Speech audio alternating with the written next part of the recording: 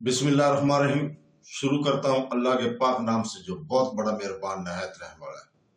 दोस्तों, बहनों, भाइयों, बुजुर्गों, अस्सलाम वालेकुम।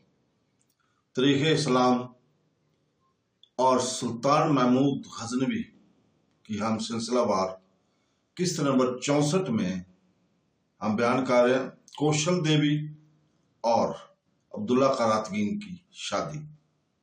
तो दोस्तों,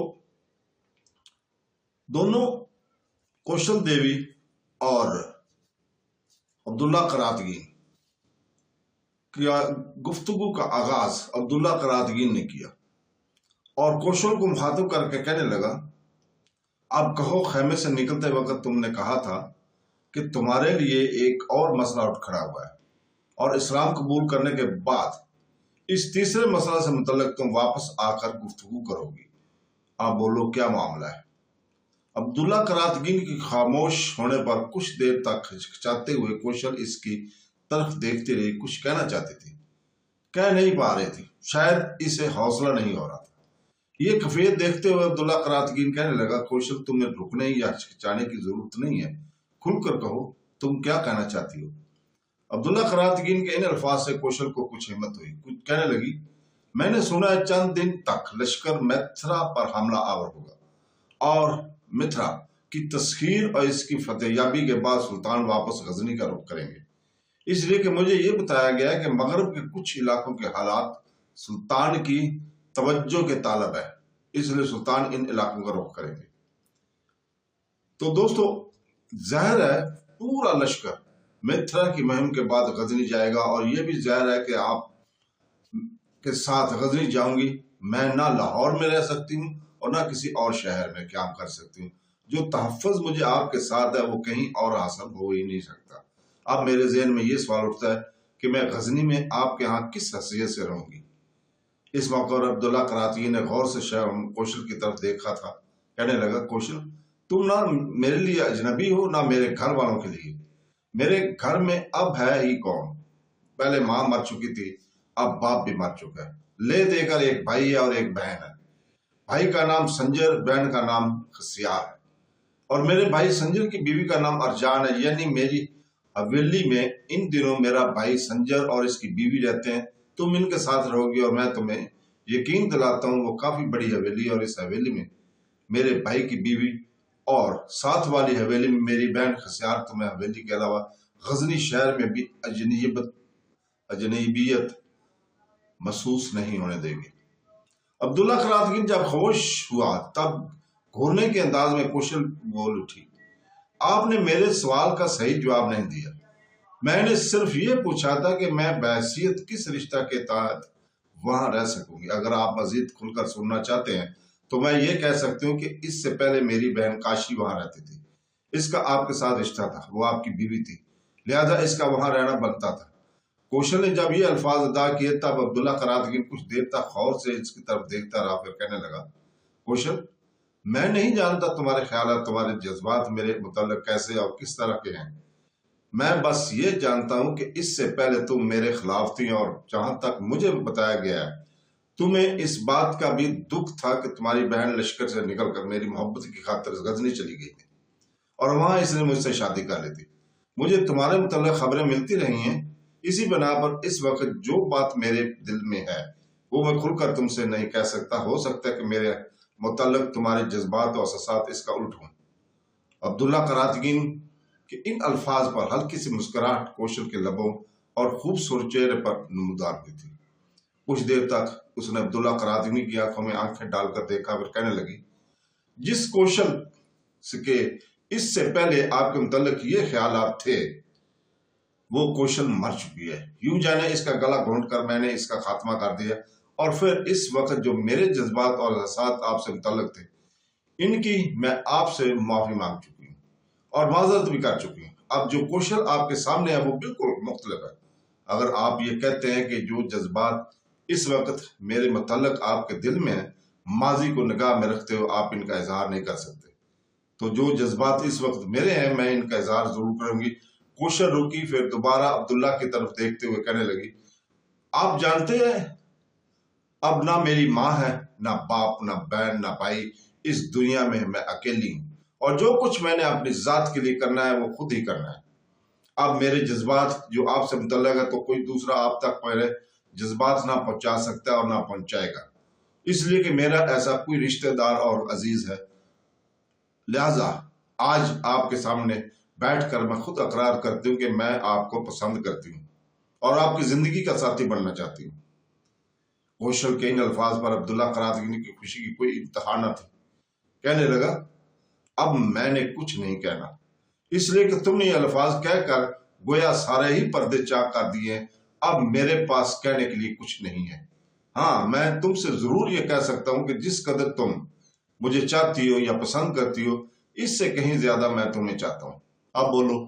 جواب میں کوشل کھل کر مسکرا دی، کہنے لگی، اب میں یہی کہہ سکتی ہوں کہ ہم دونوں کو شادی کر لینی چاہیے۔ میں یہ پسند کروں گی کہ جب میں واپس غزنی جاؤں تو آپ کی حویلی میں آپ کی بیوی کے حیثیت سے داخل ہوں۔ ساتھ ہی کیا ایسا ممکن نہیں ہے کہ آج شام کا کھانا ہم دونوں میاں بیوی کی حیثیت سے اس خیمے میں کھائیں؟ میں اب اس علیحدہ خیمے میں رہنا پسند نہیں کروں گی۔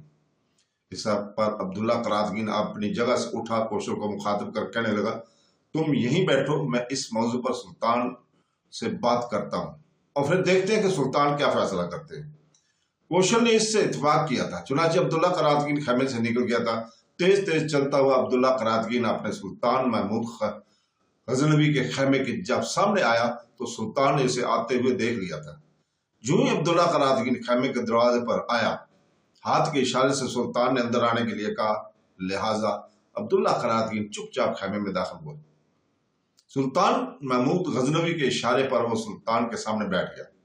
پھر دھیمے لہجے میں سلطان کو مخاطب کر کہنے لگا، سلطان معظم، میں ایک انتہائی اہم کام کے سلسلے میں آپ کی خدمت میں حاضر ہوا ہوں۔ یہ الفاظ سن کر سلطان کسی قدر متفکر ہو گیا تھا۔ غور سے عبداللہ قراتگین کی طرف دیکھتے ہوئے کہنے لگا، خیریت تو ہے؟ کیا تمہارے لیے کوشل کی طرف سے کوئی مسئلہ اٹھا ہے؟ جواب میں عبداللہ قراتگین نے خیمے کے اندر جو کوشل سے بات ہوئی تھی اس کی تفصیل کہہ دی۔ ساری تفصیل سن کر کچھ دیر تک سلطان مسکراتا رہا، پھر کہنے لگا، عبداللہ میرے بیٹے، یہ تو تمہارے حق میں بہت اچھا ہے۔ میں اس حق میں ہوں کہ تم اس سے شادی کر لو۔ میں کوئی شک نہیں کہ وہ لڑکی پہلے تمہاری مخالف تھی، لیکن اب وہ تمہیں پسند کرنے لگی ہے۔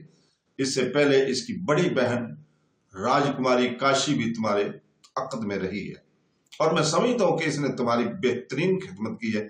میرا دل کہتا ہے کہ کوشل اس سے بھی بڑھ کر تمہاری خدمت کرے گی اور یہ تمہاری خوش قسمتی ہے کہ تمہیں ایسی لڑکیاں زندگی کے ساتھی کے طور پر مل رہی ہیں۔ تم ایسا کرو، اپنے خیمے کی طرف جاؤ۔ ابھی تھوڑی دیر پہلے مجھے یہ بھی اطلاع مل چکی ہے کہ کوشل نے اسلام قبول کر لی ہے۔ میں اس کی بھی اسے مبارکباد دوں گا۔ میں ابھی سارے سالاروں کو بلاتا ہوں اور سب تمہارے خیمے میں آتے ہیں اور تمہارے اور کوشل کے نکاح کا بھی اہتمام کرتا ہوں۔ سلطان کے کہنے پر عبداللہ قراتگین اپنی جگہ سے اٹھ کر اپنے خیمے کی طرف چلا گیا۔ جب وہ خیمے میں داخل ہوا تو وہاں کوشل بڑی بے چینی سے اس کا انتظار کر رہی تھی۔ جو ہی وہ خیمے میں آگے بڑھ کر کوشل کے سامنے گیا، فکر مندی اور مجسس بھرے انداز میں کوشل نے پوچھ لیا، کیا سب کہتے ہیں سلطان؟ عبداللہ قراتگین مسکرایا اور کہنے لگا، پہلے اطمینان سے بیٹھو، پھر بتاتا ہوں۔ کوشل بیٹھ گئی، اس کے سامنے عبداللہ قراتگین بھی بہو بیٹھا۔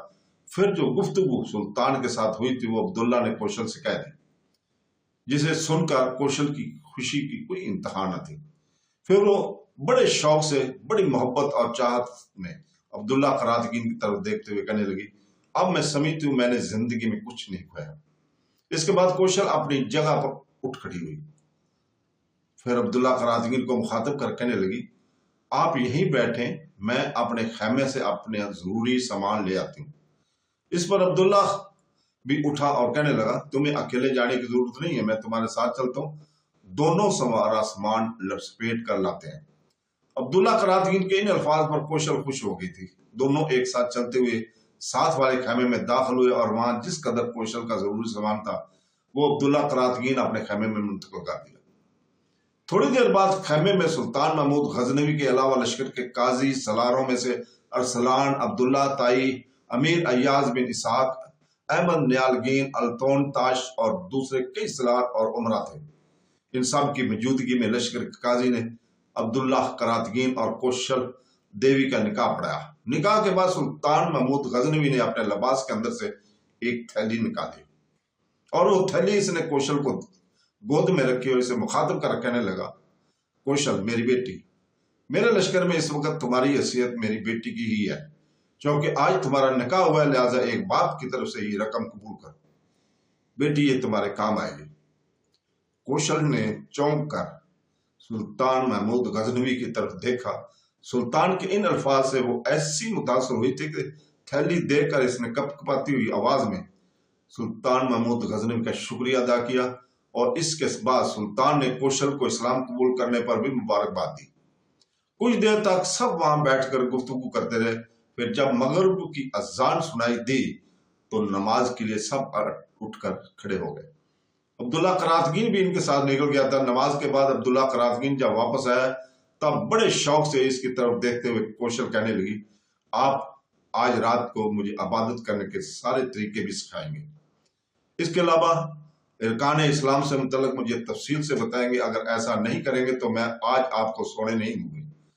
عبداللہ قراتگین کو مسکرا دیا تھا، کچھ کہنے نہیں والا تھا کہ دونوں کا کھانا وہاں آ گیا۔ عبداللہ نے کھانے کے برتن لے کر خیمے میں رکھے۔ کھانے کے برتنوں پر کوشل دیوی نے گہری نگاہ ڈالی۔ عبداللہ قراتگین کا کہنا درست تھا، کھانے میں گوشت آیا تھا۔ کچھ دیر تک کھانے کی اشیاء کی طرف دیکھتے ہوئے کوشل مسکراتی رہی۔ پھر پیار اور محبت میں وہ عبداللہ قراتگین کو دیکھتے ہوئے کہنے لگی، کیا میں اب بھی آپ کے ساتھ کھانا نہیں کھا سکتی؟ اس پر عبداللہ قراتگین کھلا کر ہنس دیا، کہنے لگا، اب تو تم ہر چیز میرے ساتھ بیٹھ کر کھا پی سکتی ہو۔ پہلی بات یہ ہے کہ اب تم مسلمان ہو، دوسری بات یہ ہے کہ میری بیوی ہو، اور میری بیوی کی حیثیت سے تم میری ہر چیز کی مالک ہو۔ اس پر مسکراتے ہوئے کوشل کہنے لگی، اگر یہ بات ہے تو دونوں میاں بیوی پہلے ایک برتن سے کھانا شروع کریں گے، پھر دوسرے برتن کو ہاتھ لگائیں گے۔ عبداللہ قراتگین مسکراتے ہوئے مان گیا، اور اس کے بعد دونوں میاں بیوی پرسکون ماحول میں کھانا کھا رہے تھے۔ تو دوستو، بہنوں، بھائیوں، بزرگوں، اس کے ساتھ ہی ہم آج اجازت چاہتے ہیں۔ کل انشاءاللہ تعالی ہم اگلی قسط میں 65 نمبر قسط میں آپ کے سامنے حاضر ہوں گے۔ اللہ حافظ۔